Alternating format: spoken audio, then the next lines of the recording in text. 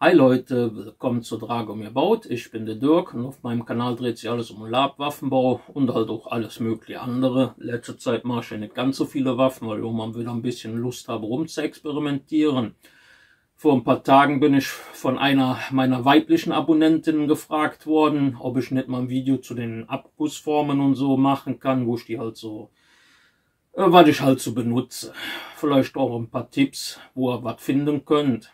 Ja, alles werde ich euch natürlich nicht verraten, so ein paar Geheimnisse halte ich auch noch für mich, aber so im Großen und Ganzen wird er garantiert fündig werden. Und alles, was er nicht findet, kann man sich alles selber machen, aber das erzähle ich euch jetzt in dem Video. Ich hoffe, das ganze Thema interessiert den einen oder anderen. Wenn es euch interessiert, denkt dran, Abo nicht vergessen und die Glocke, da ihr keins meiner Videos verpasst. Dann fangen wir mal an und dann werde ich euch mal so ein bisschen zu ein paar Formen ein bisschen was erklären, wo man die herkriegt. Oder wo man sie halt finden kann und was man alles so an Formen herstellen kann. Ich habe mal so ein paar Sachen raussortiert, was ich so habe. Ein paar ältere Formen, ein paar neuere. Werde dann euch auch so ein paar Sachen zu erklären, was dafür gut ist und was halt nicht so brauchbar ist. Ja, wie gesagt, bleibt dran. Wir sehen uns. Ich habe jetzt mal erstmal so ein paar ältere Sachen rausgesucht, die ich früher benutzt habe. Die sehen jetzt nämlich ganz so frisch aus. Wie gesagt, die habe ich vor einer Zeit immer mal benutzt. Die sind aus Fimo.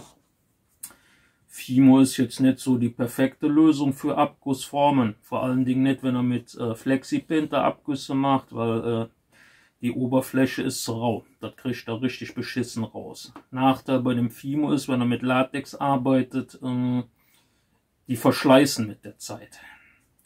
Heißt, die Konturen werden, der Umriss immer schlechter.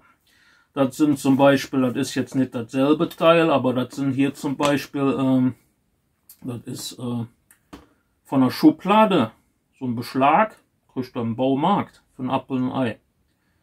Das ist nicht ganz dasselbe wie hier, aber das war auch ein Schubladenbeschlag. Den habe ich vielleicht mal hier irgendwo in meiner Kiste drin liegen. Ne?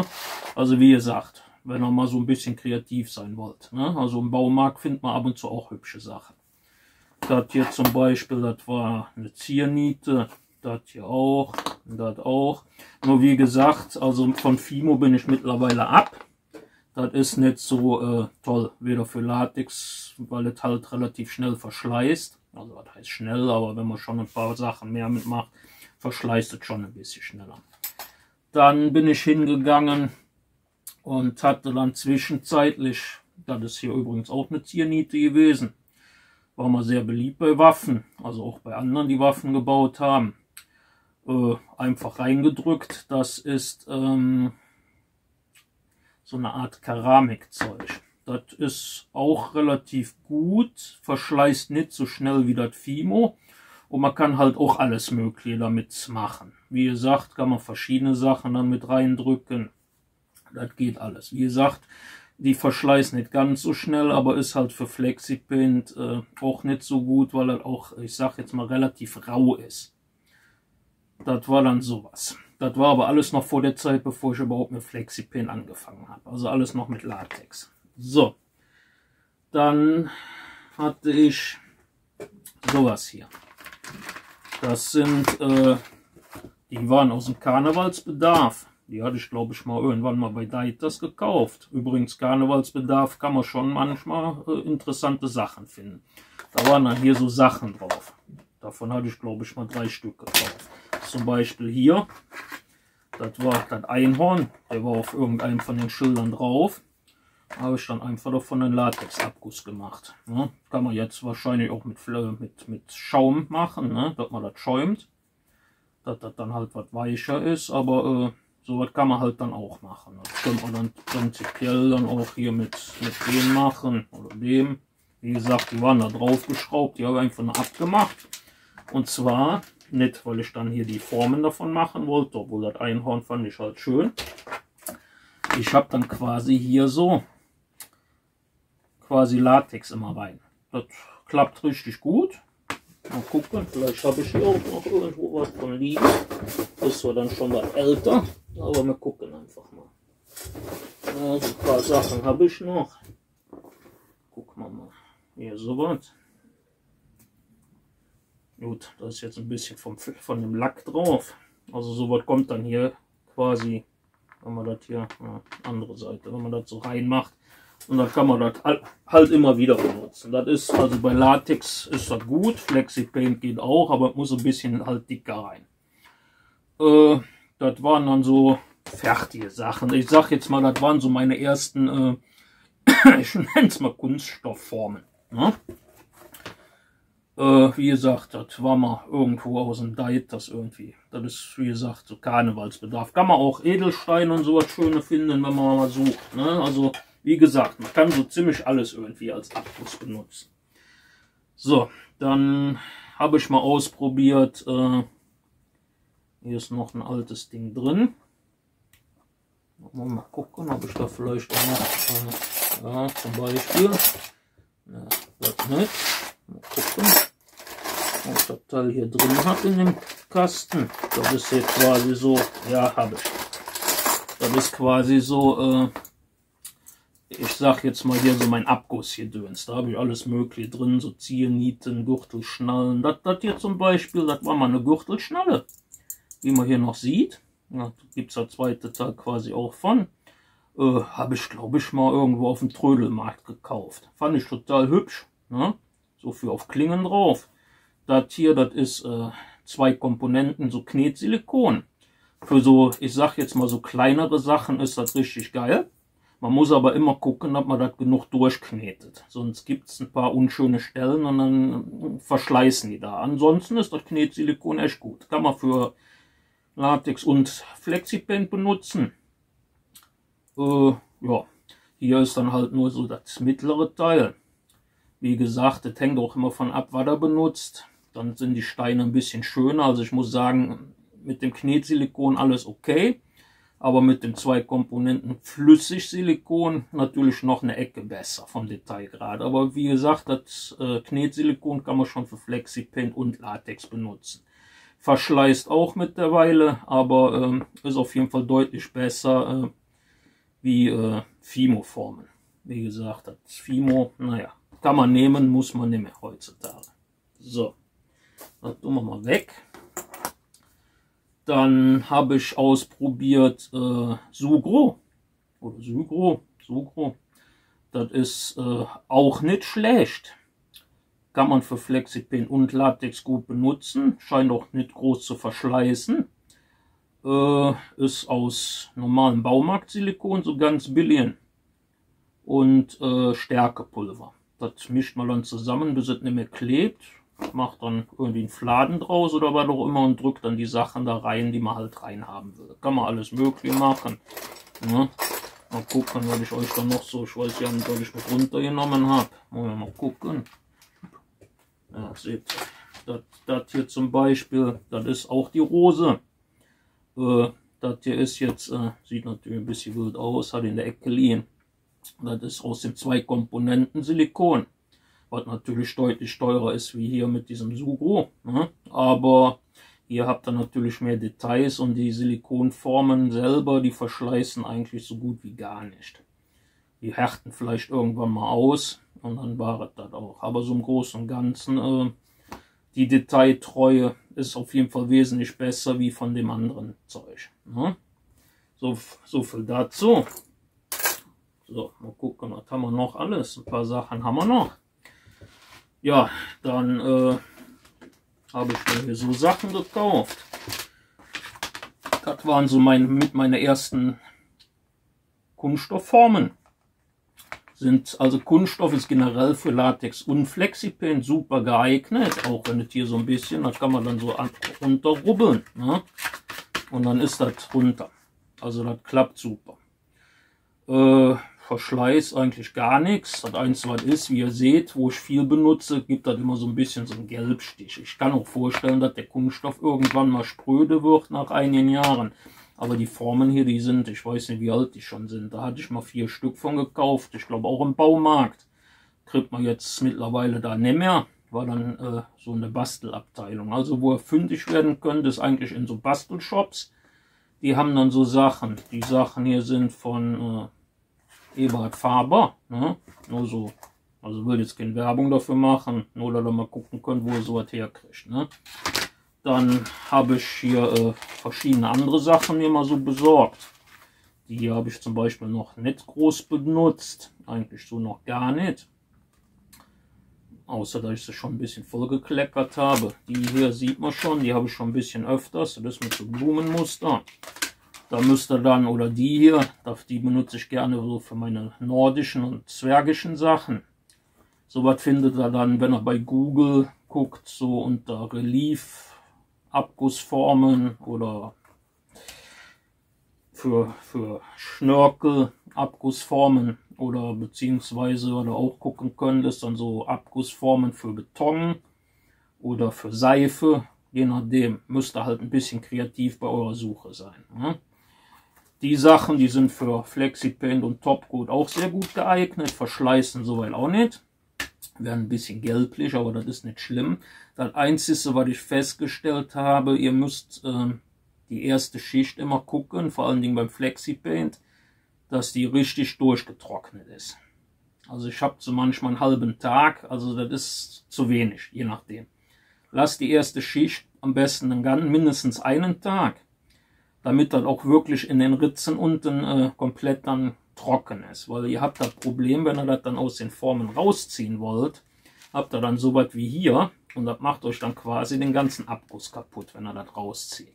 Bei Latex habt ihr das eventuell auch, aber das geht dann einfacher raus. Also ich muss sagen, FlexiPaint aus so Formen zu kriegen ist ein bisschen schwieriger. Vor allen Dingen, da das nachher nicht beim Rausziehen zusammenklebt. Ja, aber das sind halt, die könnt ihr immer wieder verwenden. Da müsst ihr halt gucken so im Internet, ob ihr da so bei Bastelshops oder so was findet. Oder halt bei Google und dann halt, wenn ihr da ein Bild irgendwas findet, was so wie so ein Ding hier aussieht oder so was Ähnliches, müsst ihr dann halt mal gucken, ob ihr dann da auf eine Seite kommt, die das dann haben oder vielleicht auch noch mehr. Also ich habe mir grundsätzlich immer erstmal eine bestellt, um zu gucken, ob die von der Größe her und so, ob das überhaupt passt. Von denen hatte ich mal eine bestellt, da war ich so begeistert von, dass ich dann direkt noch, ich glaube 4 nachbestellt habe. Ich glaube mittlerweile kriegt man die da auch nicht mehr zu kaufen. Wie gesagt, alles verrate ich euch nicht, da müsst ihr selber ein bisschen, die habe ich nämlich erst nach Jahren aus Zufall mal gefunden. Die Sachen hier sind alles von demselben, wo ich die gekauft habe. Finde ich total geil, die kriegen auch immer mal wieder neue Sachen rein, aber das müsst ihr mal ein bisschen selber suchen. So. Dann habe ich mir hier so bei Amazon mal fertige gekauft. Das fällt dann, glaube ich, unter Reliefs. Das waren dann einige Sachen mehr. Da kosteten dann, ich weiß nicht, so 10 Formen, keine Ahnung, 10 Euro oder sowas oder noch weniger. Irgend sowas, also irgend so um den Dreh rum, keine Ahnung. Das ist natürlich schon fertiges Silikon. Da haben die dann auch so verschnörkeltes Zeug genommen. Also von den Abgüssen richtig geil. Silikonform. Wie gesagt, pink, wenn es einen stört, naja, ist egal, aber wie gesagt, sind richtig geile Sachen. Latex funktioniert gut und FlexiPaint auch. FlexiPaint finde ich sogar noch was besser, vor allen Dingen bei diesen ganz feinen, weil das läuft wirklich in jede kleine Ritze hier rein. Also wenn ihr das oben so drauf macht, ihr seht richtig, als wenn das irgendwo in so einen Ablauf reinläuft. Ne? Also das ist schon geil. Verschleißen tun die quasi auch nicht, außer wenn sie halt dann irgendwann ein gewisses Alter haben. FlexiPaint, wie ihr seht, wenn man dann noch so ein bisschen was dran habt, gebt da einfach mit dem Finger was drüber und dann ist das schon gut. Lasst einfach trocknen und dann könnt ihr da runterhobeln. Also generell Silikon für FlexiPaint-Form ist eigentlich relativ geil. Ihr müsst halt nur gucken, wo ihr dann aufpassen müsst. Beim FlexiPaint, wie gesagt, die erste Schicht. Weil das läuft immer direkt dann natürlich auch wie bei Latex oder Wasser. Das läuft immer an die tiefsten Stellen. Und an den tiefsten Stellen sind natürlich dann am dicksten. Also ihr müsst generell immer, wenn ihr so Formen macht, aufpassen, dass ihr das dann aufbaut. Also mehr dünnere Schichten. Vor allen Dingen so die ersten 2, 3 dünner. Und dann könnt ihr dann, wenn die vernünftig trocken sind, könnt ihr dann nochmal 1, 2 dicker oder wie viel, je nachdem wie dick ihr das haben wollt. Und dann ist das eigentlich super. Dann könnt ihr das aus den Formen, macht ihr einfach so, ne? Und dann könnt ihr das da rausfriemeln. Also das geht eigentlich ganz gut. Ja, was haben wir noch? tun wir das mal hier auf Seite. Ja, wie gesagt, ihr könnt halt alles mögliche an Formen benutzen. Ne? Das hier zum Beispiel mit dem Drachen und dem Zwerg, den benutze ich auch immer mal gerne. Das war auch eine Gürtelschnalle, die hatte ich mal in einem, keine Ahnung, Army-Shop gefunden. Hatte ich nie gedacht, dass ich die mal benutze. Also nicht als Gürtelschnalle, sondern für Abgüsse, aber so für Zwergensachen und so was, total geil. Ja, was haben wir noch? So was hier, das ist auch eine Gürtelschnalle mit so einem Wolfskopf.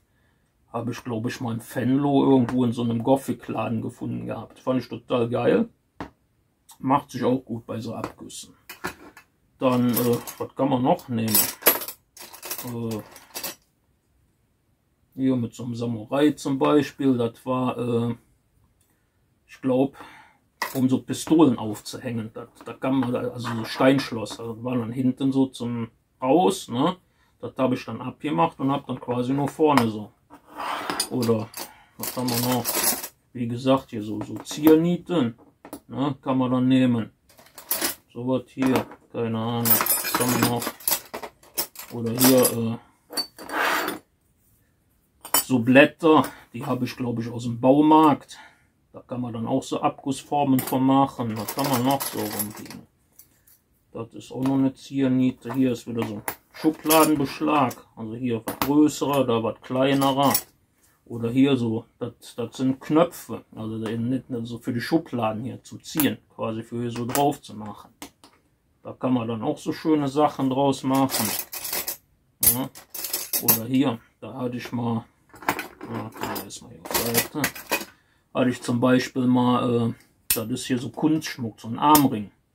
Den nehme ich ab und zu schon mal für Abgüsse zu machen, für so, was sag ich schnell, so orientalische Sachen. Ne? Dann nehme ich dann was und drehe den quasi so rein. Ne? So was halt, was haben wir noch?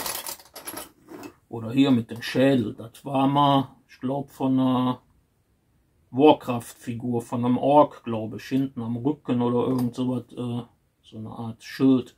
Den kommt man hier mit den zwei Nüppeln drauf, aber der ist auch manchmal für so Sachen, die nicht so ganz licht aussehen, gut. Dann jede Menge Ziernieten. Was haben wir noch? Ja, noch mehr Schubladendinger. Also man kann halt alles mögliche nehmen. Große Ziernieten, kleine Ziernieten. Hier, das ist auch wieder. Kann man auch wieder nehmen. Sieht auch hübsch aus. War auch hier von so einem, vom Baumarkt hier für so eine Schubladenbeschlag. Der Knopf zum Rausziehen von der Schublade oder im Schrank. Also wie gesagt, da kann man vieles. Oder hier, ne, das ist auch eine Zierniete. Das hier zum Beispiel, das mit dem Drachen, das ist glaube ich sogar das Ding hier, ja, das ist der hier. Das war mal irgendwie ein Anhänger, kann man natürlich auch, also gibt grundsätzlich, man kann so ziemlich alles nehmen für Abgüsse.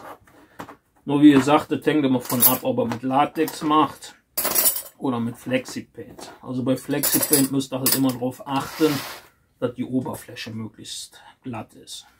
Ja, dann hoffe ich mal, dass ich so die ein oder andere Frage vielleicht beantworten konnte und euch auch ein bisschen inspirieren konnte, wie ihr dann eure Abgüsse macht, beziehungsweise wo ihr welche finden könnt. Wie gesagt, so alles verrate ich nicht, aber ich habe ja Andeutungen gemacht, wo ihr die Sachen finden könntet. Ja,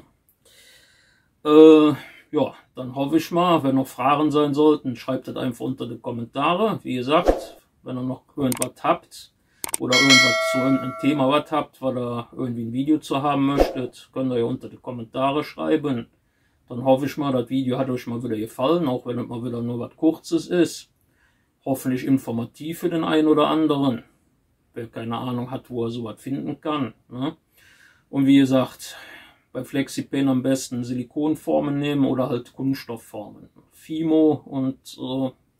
Es setzt sich in jede kleine Ritze rein, ihr kriegt das nicht raus, ohne dass ihr die Form kaputt macht. Also da ist Latex ein bisschen pflegeleichter, aber wie gesagt, Fimo ist nicht so gut. Und dann hängt das halt auch immer von ab, wann ihr haben wollt. Ne? Also für kleinere Sachen, wie so Gürtelschnalle oder so, da ist dann wirklich Knetsilikon, ist wirklich geil. Das ist relativ einfach. Ihr habt einfach nur Komponente A, Komponente B. Guckt, dass er gleich viel nimmt, knetet das wie ganz normale Knetgummi so zusammen. Aber gut durchkneten und dann tut er das einfach auf das, weil er halt einen Abguss von machen wollt, drauf. Ne? Ob das jetzt ein Ring ist oder eine Niete oder was auch immer. Ne? Also für so kleine bis mittelgroße Sachen kann man das Zeug gut gebrauchen. Für größere Sachen oder wenn es halt sehr detailreich ist, nimmt am besten so 2 Komponenten Flüssigsilikon. Das ist, würde ich sagen, bisher also vom Ergebnis das Beste. Ihr könnt Latex und Flexipaint benutzen, ohne das zu verschleißen. Und ja, das ist eigentlich somit das Beste. Dann gibt es noch so ein Keramikzeug. Das ist eigentlich auch nicht schlecht, kann man auch benutzen. Ist relativ glatt. Mit Flexipaint habe ich noch nicht ausprobiert. Müsste theoretisch, glaube ich, aber auch gehen, wenn man dick genug reinmacht. Aber wie gesagt, habe ich noch nicht ausprobiert. So mit Gleitmitteln oder sowas, um das da, oder Trennmittel, um das rauszukriegen, habe ich eigentlich noch nie gearbeitet. Bei Silikon braucht er das doch nicht. Da außer Silikon hält auf Silikon sowieso eigentlich nichts wirklich gut. Ja, was soll ich noch sagen? Ich glaube, das war es. Und wie gesagt, wenn ihr so Sachen sucht, Amazon, Google, Silikonformen, Abgussformen, Relief, Ornament und dann halt, oder Betonabgussformen, und dann müsst ihr halt gucken. Also wo ihr immer fündig werden könnt, ist in so Bastelshops, die es gibt für so Bastelsachen unter Abgussformen oder je nachdem auch bei anderen, die sowas anbieten. Ne? Da gibt es auch welche, die haben nur so Sachen oder viele, aber so ungefähr, dann wisst ihr ungefähr, wo ihr suchen müsst. Das macht am meisten Spaß, aber wie gesagt, kauft immer nur erstmal eine. Also ich habe festgestellt, dass manche Formen deutlich größer sind. Und dann passt es bei den Sachen nicht unbedingt. Ne? Also die sind auch meistens nicht so teuer. So eine Form ist meistens deutlich unter 10 Euro. Außer ihr habt eine große, dann kann es schon mal mehr werden. Aber so im Großen und Ganzen liegen die immer so zwischen, ich sag jetzt mal, zwischen 2 und 10 Euro so eine Form. Also es ist jetzt nicht, dass ihr euch dann ruiniert, wenn ihr mal eine falsche. Und da müsst ihr halt immer gucken, eine mal bestellen. Gucken, ob die von der Größe her und so euch gefallen. Oder ob es das ist, was ihr halt sucht. Gibt es leider auch nicht immer alles, aber dann, wie gesagt, dann müsst ihr ein bisschen kreativ werden. Guckt, dass ihr euch irgendwie einen Ring, eine Schnalle, eine Brosche oder irgendwas besorgt und dann müsst ihr das halt selber aus Silikon machen. Also den Abguss oder beziehungsweise die Form dafür. Ja, wie gesagt, viel Spaß. Ich hoffe, dass das euch ein bisschen weiterhilft. Dann sehen wir uns bei einem meiner nächsten Projekte. Wahrscheinlich dann wieder Sonntag. Ich muss jetzt gucken. Ich habe noch eine Idee, noch was Kleineres. Also momentan, ich habe nicht so richtig Motivation schon noch zu bauen. Ich glaube, der Umzug, der hat mich mehr geschlaucht, wie ich zugeben will. Aber eins der nächsten Videos werden dann wieder Waffen werden. Ne? Wie gesagt, das nächste wahrscheinlich noch nicht. Da habe ich mir überlegt, da werde ich noch was für das Ausbrenneisen bauen. Und dann geht es wieder mit Waffen los. Dann habe ich wieder Zeit für Waffen und dann kriege ich wieder mal ein paar Waffen vor der Nase gesetzt. Dann wünsche ich euch noch einen schönen Tag. Viel Spaß beim Suchen. Das macht am meisten Spaß. Und dann drücke ich euch den Daumen, dass ihr was findet, was ihr sucht. Dann alles gut. Wir sehen uns.